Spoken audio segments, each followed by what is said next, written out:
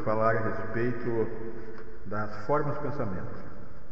Um dos meus autores favoritos que escreveu a respeito disso é uma ocultista do século XIX chamada Alexandra Devinil, que foi a primeira mulher ocidental a se tornar lama tibetana.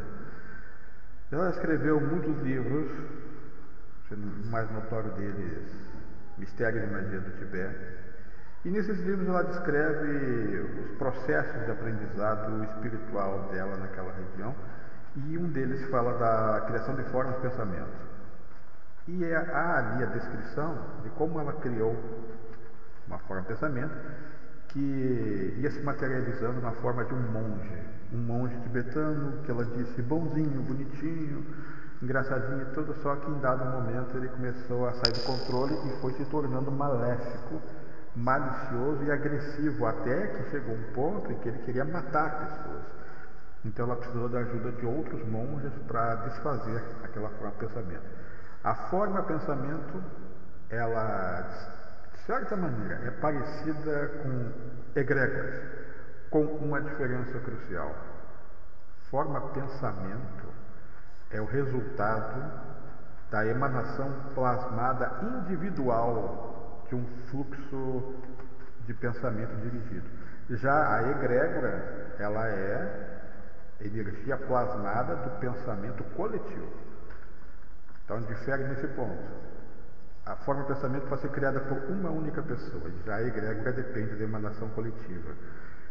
Mas a forma de pensamento, ela pode ser criada tanto de uma forma consciente quanto inconsciente. Então existe isso. Pode ser criado consciente e inconscientemente, sendo que a forma inconsciente é a mais comum. Você nutre determinado pensamento, geralmente nocivo, contra alguém, e aquela pessoa vai sentindo os efeitos disso, porque nos planos deletérios do astral cria-se uma imagem.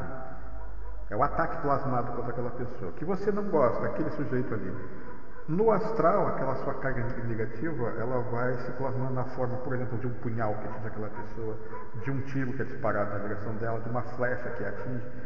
Isso vai acontecendo e é bom você saber que você pode ser vítima disso também. Portanto, se a sua vida de repente começou a virar do avesso e você passou a ter problemas de saúde que você não tinha, e tudo de forma repentina, é muito provável que você esteja sendo vítima de uma coisa dessas.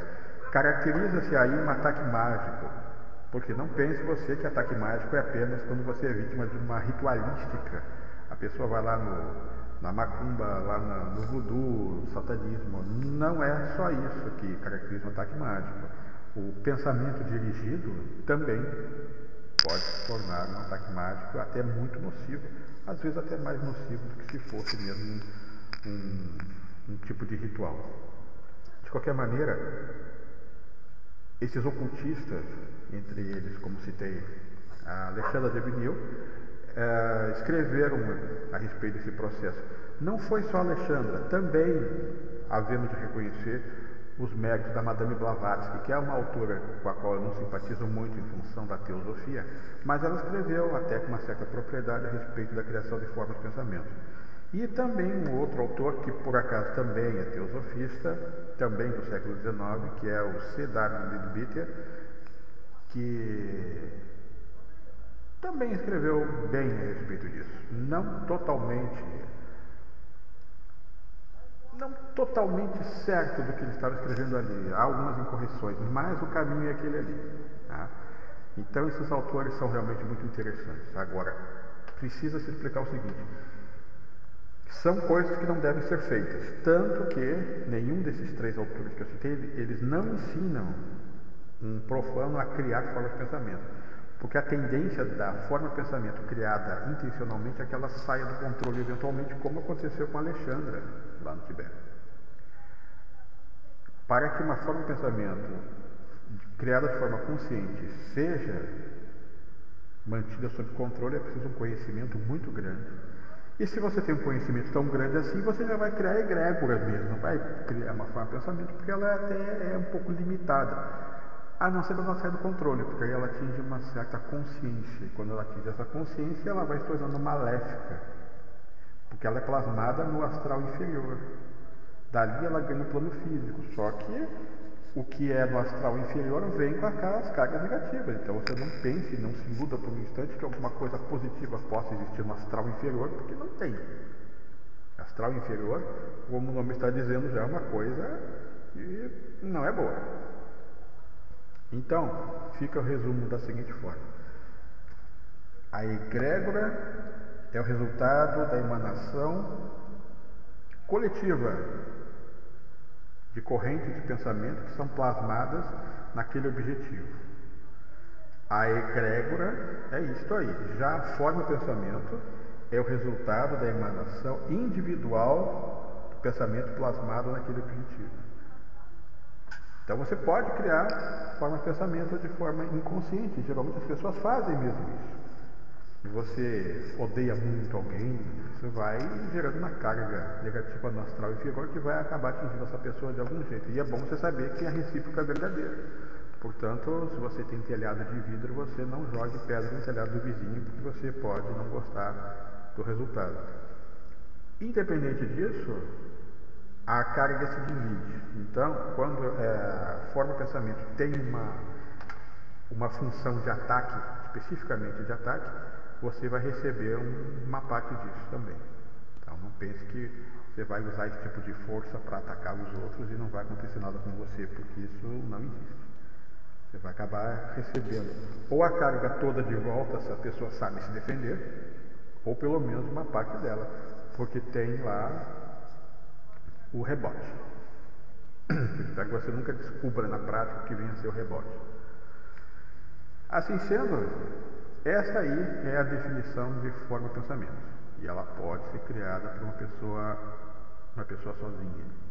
Mas é uma coisa muito elaborada, uma coisa dividida, uma coisa específica que tem a tendência de sair do controle. Então, há esse problema. Essa entidade criada de forma intencional, com a sua energia mental, ela tem a tendência de sair do controle, porque dependeria de um procedimento mais elaborado que esse para mantê-la sob controle. E colocamos assim, da seguinte forma: criar uma forma de pensamento é relativamente fácil, inclusive ao alcance de profanos. A questão é o que fazer com ela quando ela ou já cumpriu o papel a que se destinava, ou quando ela sai do controle. Aí sim você vai precisar de alguém que saiba como lidar com isso. Seria como você abrir a jaula do tigre, você deixa ele sair. Agora, para botá-lo de volta na jaula, você não tem conhecimento para isso. Você vai precisar lá de um caçador, de um adestrador, um tratador, enfim, de alguém que entenda como é que lida com o tigre que saiu da jaula. A forma de pensamento é a mesma coisa. Felizmente ela tem uma duração relativamente curta, porque ela depende da nutrição daquele que a criou. Ela não pode ser nutrida por terceiras pessoas, vou deixar bem claro. Você cria uma forma de pensamento, então só você pode nutri-la. Ela não tem como se nutrir do pensamento de terceiros. Quando você para de nutri-la, ela vai usando as reservas dela até que ela se acaba. Então ela se dilui no éter.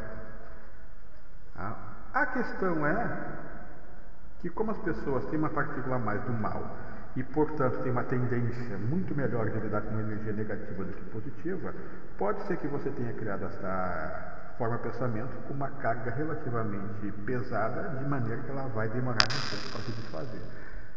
O grande problema é o que ela vai ficar fazendo por aí com uma energia errante até que ela se dilua. Ela está solta. E ela pode agir. Foi o que a Alexandra teve que fazer lá no Tibete. Ela teve que pedir ajuda aos monges, porque aquela forma de pensamento lá do monge saiu do controle. E se tornou agressiva a ponto de querer matar os outros. Depois, num outro livro, ela descreve a criação de um lobo também, que ia visitar as pessoas à noite. E foi se tornando agressivo até que teve que ser consumido da mesma maneira, mas em função do conhecimento superior daqueles monges. Então, o profano, normalmente ele consegue criar formas de pensamento de forma inconsciente, mas a forma consciente vai depender de conhecimentos avançados que felizmente o profano não tem. Basicamente era isso. Forma de pensamento Ela é uma força errante criada por um único indivíduo e que pode sair do controle. Se esse indivíduo tiver um conhecimento levemente avançado sobre isso, ele saberia como desfazer. Porque tem lá digamos, um mecanismo, nós chamaríamos um botão do self-destroy, para que ela se desfaça. Só que não é todo mundo que sabe fazer isso. Então, o melhor é não lidar com isso. Tá? Basicamente é isso. Essas são as formas de pensamento. Podem se tornar muito perigosas se voltar contra você. Não obstante ser fácil de criá-las, mas difícil de desfazê-las de forma intencional. Você teria que esperar que ela se desfizesse naturalmente, só que até lá ela pode causar muito prejuízo, inclusive para você mesmo. Fica aí as recomendações da Alexandra Devnil, também da Madame Blavatsky, algumas obras, que não seja a Doutrina Secreta nem Isis Sem Véu, porque essas aí não vai adiantar para você, e o C.W. Leadbeater. Então, se você gostou desse vídeo, você clica no gostei. Se gostou realmente desse vídeo, você clica também no favoritos ali ao lado do gostei. Deixa um comentário, nem que seja para me xingar, mas é bom que tenha comentários porque isso promove o vídeo. E dúvidas que você tiver, você pode colocar ali mesmo nos comentários, ou então manda para mim pelo meu e-mail pessoal. Mas podia deixar ali nos comentários, porque se for o caso eu edito um adendo, né, se houver dúvidas pertinentes e que gerem a necessidade de criar um adendo. E só mais uma coisinha a título de esclarecimento, como eu já fiz anteriormente. Às vezes durante as gravações você ouve uns barulhos de fundo, geralmente é cachorro latindo, mas você não se importe com isso. Tá? Alguém me falou assim: por que você não usa aqueles filtros de ruídos que tira esse barulho de fundo? Sim, eu poderia, mas se eu fizesse isso ia ficar uma coisa meio artificial, meio estúdio. E acontece que eu faço essas gravações em casa, onde eu tenho uns cachorrinhos.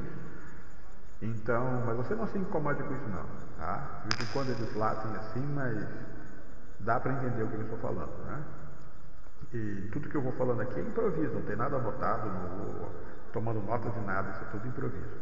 Então, eu agradeço a visita, não se esqueçam lá do gostei e dos outros itens que eu citei, e até o nosso próximo vídeo. Grande abraço para todos.